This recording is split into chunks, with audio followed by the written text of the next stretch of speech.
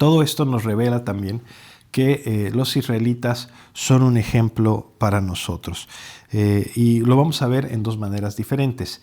Va a ser un ejemplo negativo y va a ser un ejemplo positivo. En el lado negativo podemos ver 1 Corintios 10, donde dice que la nación de Israel mostró su malvada codicia. Ahí vemos esa idolatría, esa inmoralidad. Vamos a ver que tentaron al Señor al estarse quejando en contra de Él y al ser impacientes. Y como resultado, el Señor envía serpientes para herirlos.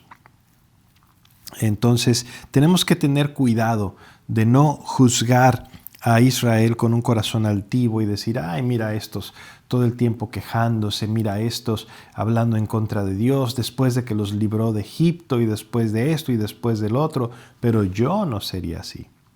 Y entonces somos altivos, somos presumidos y pensamos que nosotros no haríamos eso, y sin embargo cuando Dios nos lleva por medio de pruebas difíciles en nuestra vida, nuestro primer impulso es ir y hacer exactamente lo mismo que hizo la nación de Israel, que nos sirva de advertencia, para no sucumbir a sus pecados cuando estamos enfrentando problemas similares. Pero también es un ejemplo positivo. Cuando leemos Juan 3, del 13 al 14, el Señor Jesús habla de Israel como aquellos que siguieron las instrucciones de Dios después de ser heridos por la serpiente. ¿Tú te acuerdas qué es lo que la gente hizo cuando Dios envía estas serpientes y las serpientes los hieren y empiezan a morir o a tener gran mortandad? La instrucción es que ellos tenían que voltear y ver a esa serpiente que había sido alzada en un palo. Y suena simple, pero en realidad es algo muy profundo. ¿Por qué? Porque tenemos que seguir el ejemplo de Israel. Ellos estaban mirando a esa serpiente que Dios mandó construir para ellos. En Números 21, del 4 al 9, vamos a leer esas quejas constantes a lo largo de los viajes por el desierto de la nación de Israel. Pero en la ira de Dios, como parte de su juicio, les manda estas serpientes. Y cuando Moisés empieza a orar por ellos y empieza a clamar y decir, Señor, por favor, tu pueblo está muriendo por todo esto, Dios le dice, tienes que hacer una serpiente de bronce. Tienes que ponerla en un poste y todos los que hayan sido mordidos por la serpiente, cuando volteen y miren a esta serpiente, ellos serán sanados. Es una imagen tremenda, es una imagen muy poderosa acerca de lo que Jesús hace por nosotros y cómo nos describe también la obra expiatoria de Jesús. Te decía que Juan 3 nos da la referencia que hace Jesús de este incidente cuando dice Jesús, así como la serpiente fue levantada en el desierto, es necesario que el Hijo del Hombre sea levantado. Le está diciendo Cristo a Nicodemo que Él, el Cristo, va a ser levantado en el madero, en la cruz. Y así como esa serpiente, todos aquellos infectados con el veneno del pecado, todos aquellos que están muriendo cuando volteen y miren a Cristo, serán salvados y serán curados. Primera de Corintios nos dice que este acto de mirar a la serpiente es un ejemplo para nosotros. Tenemos que mirar a Cristo de la misma manera que aquellos israelitas que fueron mordidos por las serpientes miraron a Cristo. Escucha lo que escribe un teólogo llamado A.W. Pink, un artículo de mucha ayuda con esta imagen bíblica. Te lo voy a leer. Dice, pero ¿cómo puede una serpiente tipificar adecuadamente al Santo de Dios? Esta es la última cosa de todas las que podríamos suponer que con cualquier propiedad pudiera ser una figura de Él. Cierto, la serpiente no podría, ni lo hace, tipificarlo en su carácter esencial y vida perfecta. La serpiente de bronce solamente prefigura a Cristo en que fue levantado. Eso apuntaba a la cruz. ¿Qué era la serpiente? Era el recordatorio y el emblema de la maldición. Fue por medio de aquella vieja serpiente, el diablo, que nuestros primeros padres fueron seducidos y arrastrados bajo la maldición de un Dios santo. Y sigue diciendo, y en la cruz, querido lector, el Santo de Dios encarnado fue hecho maldición por nosotros, Nosotros no nos atreveríamos a hacer semejante conclusión si la Escritura no lo afirmara así ella misma. En Gálatas 3:13 se nos dice: Cristo nos redimió de la maldición de la ley, hecho por nosotros maldición. No había entonces error en el tipo, la prefiguración es perfecta, una serpiente era la única cosa en toda la naturaleza que podía prefigurar adecuadamente al Salvador crucificado, hecho maldición por nosotros. Ahora, de lo que hemos dicho es evidente que cuando Dios le dice a Moisés que haga una serpiente de bronce y la ponga precisamente en este poste y que les diga a los israelitas que volteen y miren a la serpiente, Dios no les está pidiendo que hagan absolutamente nada excepcional. Lo único que tienen ellos que hacer es voltear y ver esa serpiente de bronce que ha sido levantada. Pero te quiero hablar de 7 cosas que Dios no les pidió que hicieran. En primer lugar, escucha esto, no les pidió que hicieran algún ungüento para untárselo sobre sus heridas para que esto sanara.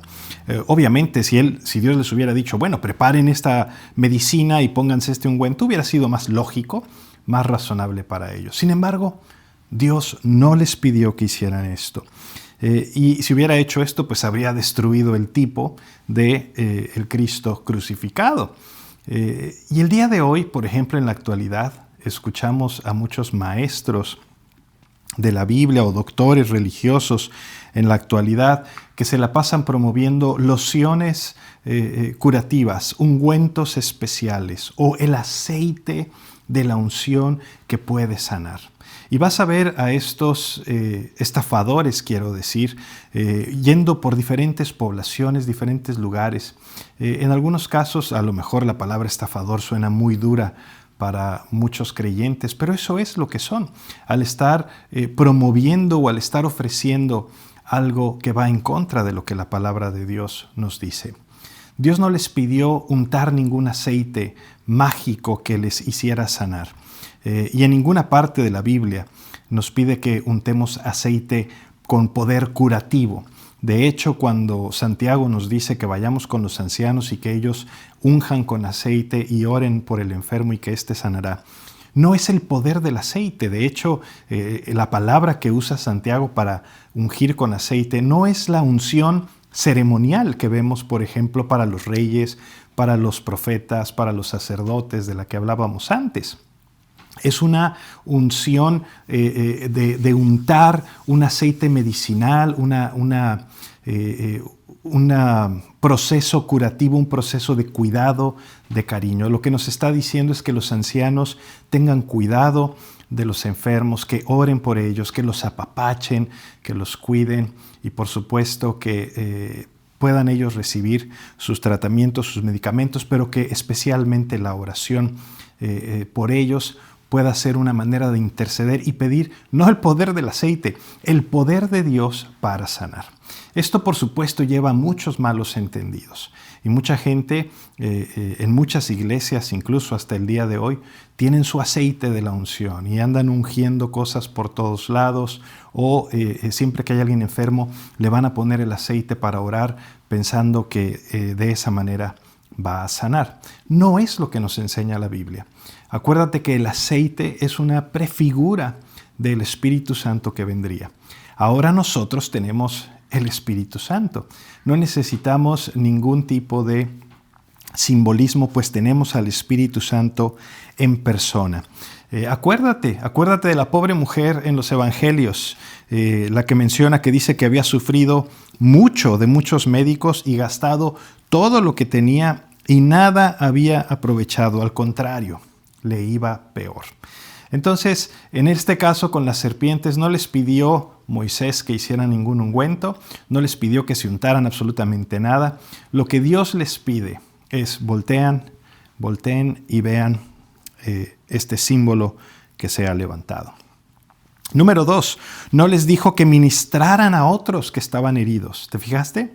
No dijo, vayan y ministren a los que están enfermos, porque esto los va a sanar. Eso también habría apelado a algo un poquito más práctico.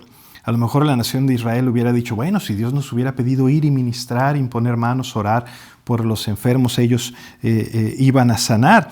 Eso va a ser mucho más lógico y mucho más deseable que voltear a ver un palo con una serpiente. Pero no, eso era muy impráctico. ¿Por qué? Porque no habría servido de nada.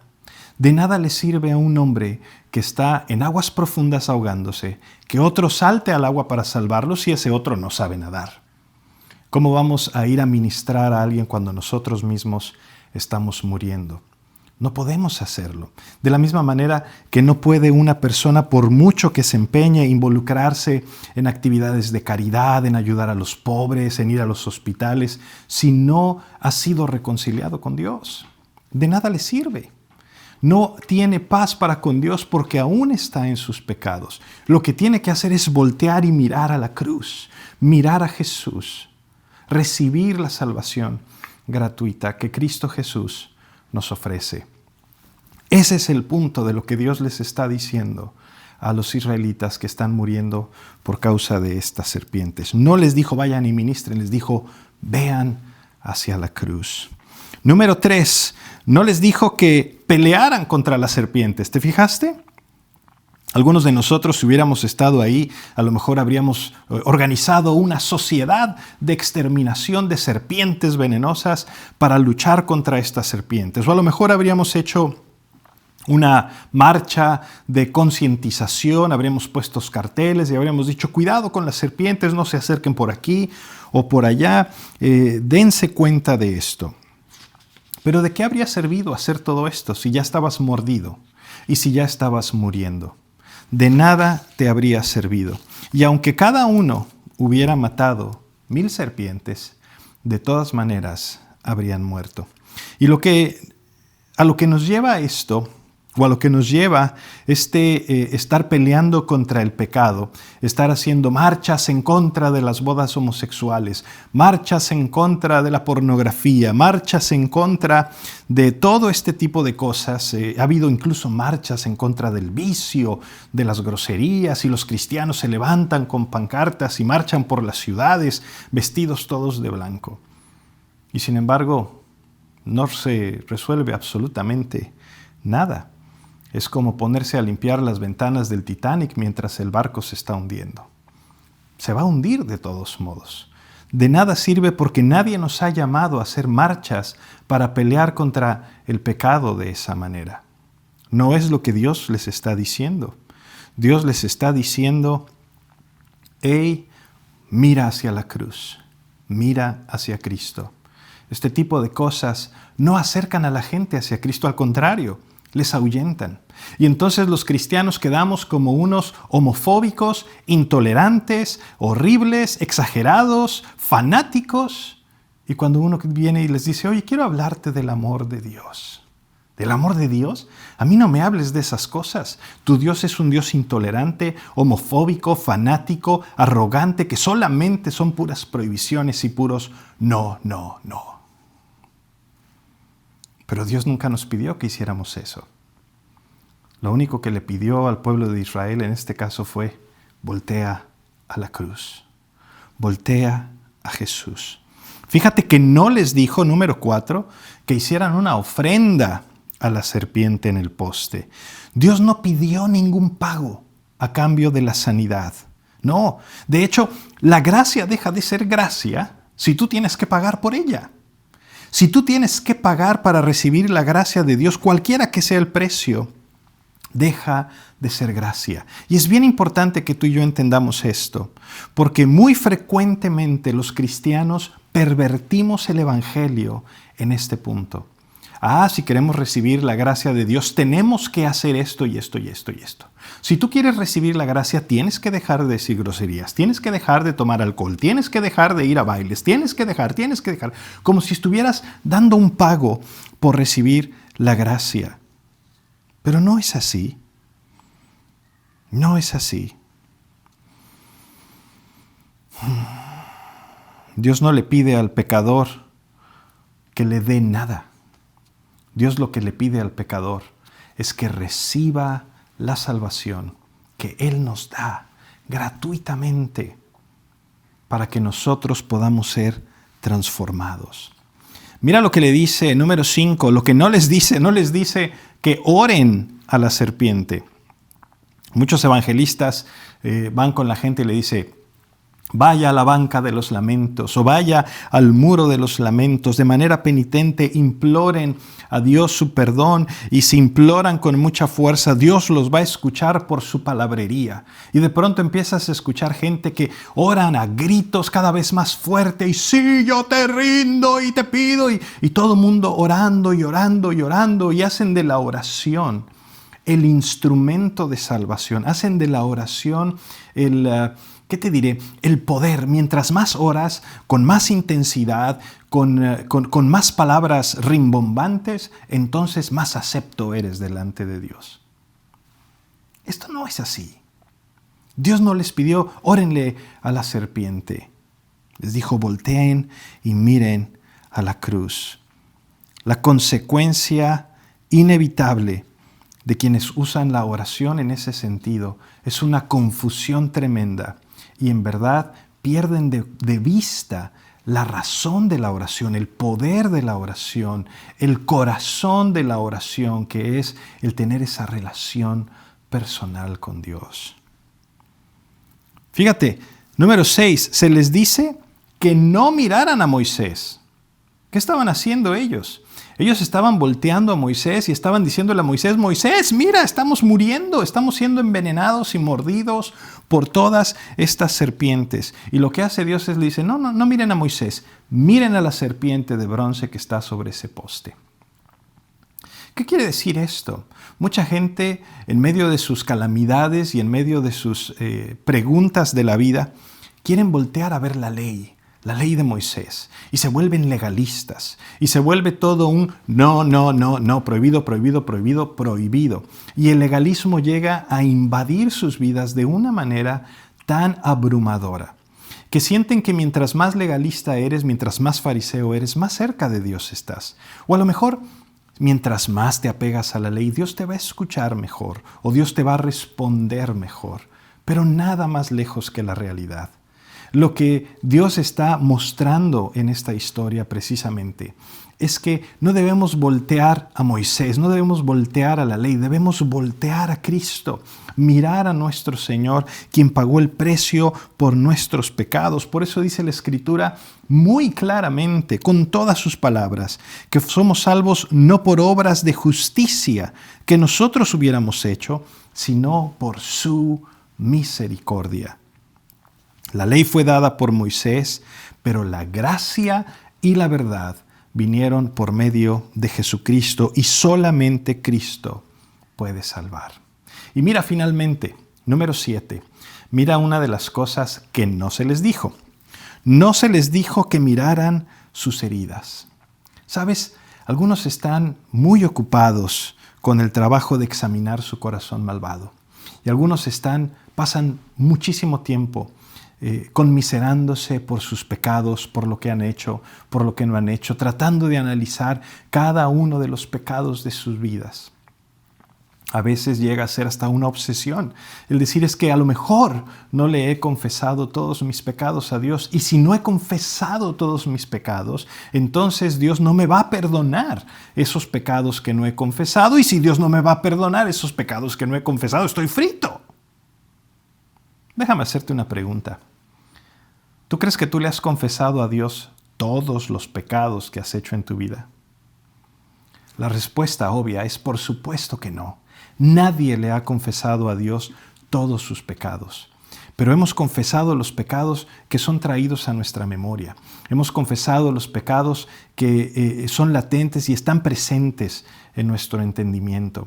Y sin embargo, cuando Cristo viene y muere por nosotros, muere por todos nuestros pecados. Cuando venimos en arrepentimiento, le decimos, Señor, perdóname mis pecados.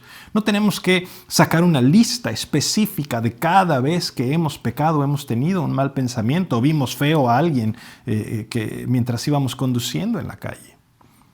Pero tenemos que entender que no se trata de que yo haga una lista y que yo cumpla con el paso 1, paso 2, paso 3. Eso no es misericordia, eso no es gracia. Eso es tratar de depender en mí. Y hay otras personas que dicen, bueno, lo que pasa es que si verdaderamente de ser salvo, debo tener una tristeza santa por mi pecado. Pues sí, por supuesto que sí va a suceder eso, pero no puedes tener una tristeza santa si antes no eres santo. Entonces, para poder tener una tristeza santa, primero tienes que ser santo, primero tienes que conocer a Dios, tienes que empezar a crecer en madurez, en el conocimiento, en el amor de Cristo Jesús. Y entonces, paulatinamente, tu pecado te va a pesar más, te va a doler más y te va a entristecer más y paulatinamente vas a pecar menos, por supuesto. Pero es un proceso. El punto es que Dios no le pidió a la nación de Israel que mirara su pecado. Les dijo, mira a la cruz, mira al Mesías que ha sido levantado. Qué interesante lo que Dios hace. A mí me impresiona que tantos años antes de Cristo, el Señor hubiese diseñado esta imagen, esta ilustración en la vida real del pueblo de Israel, para que nosotros, como dice 1 Corintios, podamos aprender de ellos y podamos aprender lo que Dios demanda de nosotros como hijos de Él, poder creer a sus promesas, poder acercarnos confiadamente a nuestro Señor.